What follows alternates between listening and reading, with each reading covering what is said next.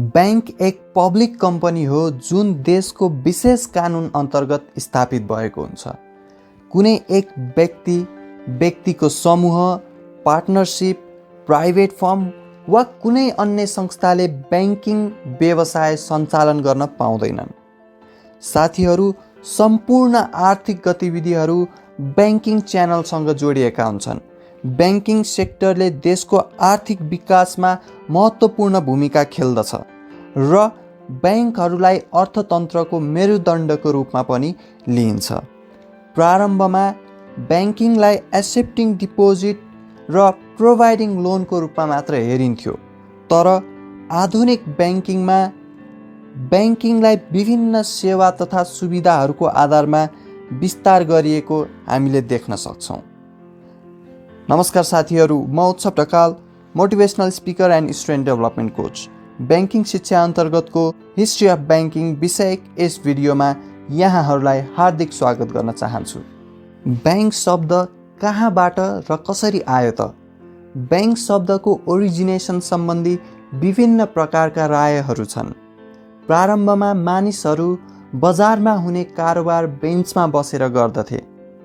Bank शब्द ब्याङ्कस अथवा bank शब्दबाट डिराइभ भएको भनिन्छ, जसको अर्थ हो बेन्च।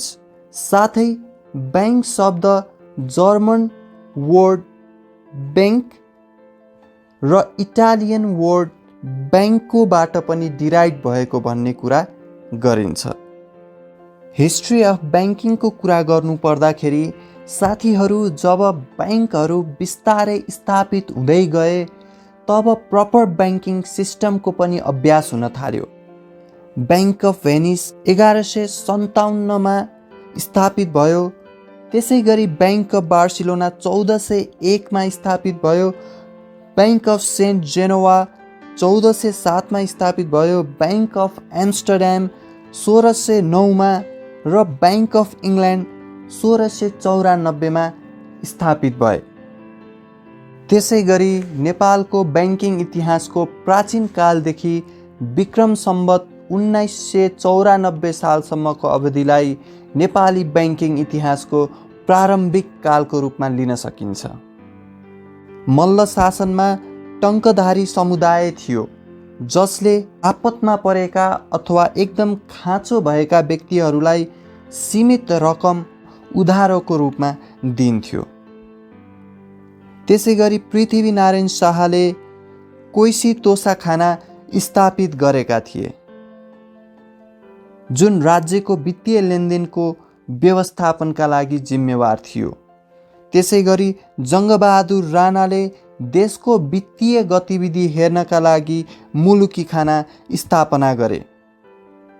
त्यसपछि चन्द्र शमशेरले नेप्लिज र इन्डियन करेन्सी एक्सचेन्ज गर्न सहजीकरणको भूमिका निर्वाह होस् भनेर मुलुकी खाना अन्तर्गत सतही खानाको स्थापना गरेका थिए।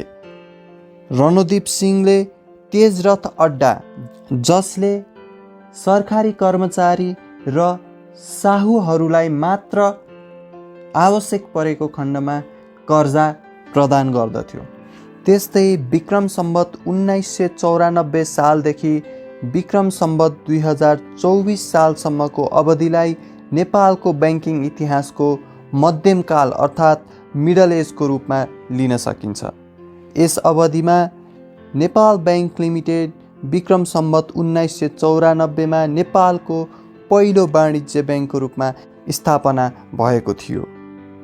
साथै नेपाल राष्ट्र ब्याङ्क ऐन 2012 आइसकेपछि नेपाल राष्ट्र ब्याङ्क विक्रम सम्वत 2013मा नेपालको केन्द्रीय ब्याङ्कको रूपमा स्थापना भएको थियो।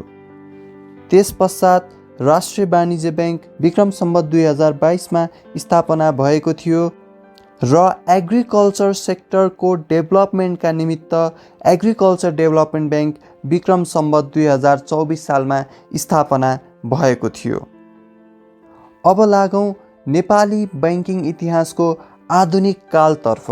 विक्रम सम्वत 2024 सालदेखि हालसम्मको अवधिलाई नेपाली ब्याङ्किङ इतिहासको आधुनिक कालको रूपमा लिन सकिन्छ। यस अवधिमा खुला तथा उदार अर्थनीति अवलम्बन गर्न थालियो र सो अनुरूप वाणिज्य बैंक ऐन 2031मा संशोधन गरियो, जसले निजी क्षेत्र र जोइन्ट भेन्चर बैंकहरू स्थापना गर्नको लागि बाटो खुल्यो।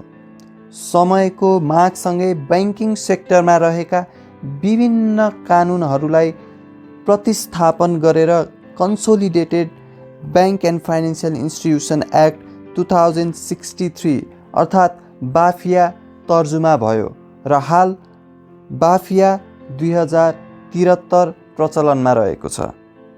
साथीहरू, विद्यमान कानुन अन्तर्गत बैंक तथा वित्तीय क्षेत्रमा वाणिज्य बैंक, विकास बैंक, वित्त कम्पनी, लघु वित्त कम्पनी तथा राष्ट्रिय बैंकले इजाजत दिएका सहकारीहरू बजारमा प्रतिस्पर्धा गरिरहेका छन्।